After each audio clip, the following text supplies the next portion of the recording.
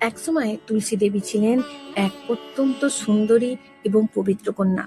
তিনি ভগবান গণেশকে স্বামী হিসাবে পাওয়ার জন্য কঠোর তপস্যা করছিলেন। অন্যদিকে গণেশজি তখন গভীর ধ্যানে মগ্ন ছিলেন। তুলসী দেবী তাকে দেখে মুগ্ধ হয়ে যান এবং গণেশজিকে বিয়ে করার ইচ্ছে প্রকাশ করেন। কিন্তু গণেশজি ছিলেন ব্রহ্মচারী এবং তিনি তুলসী দেবীর প্রস্তাব প্রত্যাখ্যান করেন।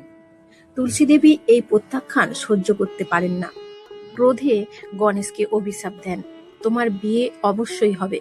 এর উত্তরে গণেশজিও ক্রুদ্ধ হয়ে তুলসী দেবীকে অভিশাপ দেন, তুমি এক অসুরকে স্বামী হিসাবে পাবে। অসুরকে স্বামী হিসাবে পাওয়ার গণেশজির অভিশাপ অনুযায়ী তুলসী দেবীর বিয়ে হয় শঙ্খচূড় নামক এক অসুরের সাথে। তবে শঙ্খচূড় ছিলেন ভগবান বিষ্ণুর পরম ভক্ত এবং শক্তিশালী রাজা। পরবর্তীতে নানান ঘটনায় শঙ্খচূড়ের মৃত্যু হলে তুলসী দেবী আরো পবিত্র রূপে প্রতিষ্ঠিত হন এবং ভগবান বিষ্ণুর প্রিয় হয়ে ওঠেন। এটা আমাদের সবসময় মনে রাখা দরকার। এক, কখনো জোর করে কাউকে নিজের ইচ্ছা মানাতে গেলে তার ফল খারাপ হতে পারে। দুই, রাগের মাথায় বলা কথা জীবনে বড় প্রভাব ফেলতে পারে। তিন, শেষ পর্যন্ত ভক্তি ও পবিত্রতায়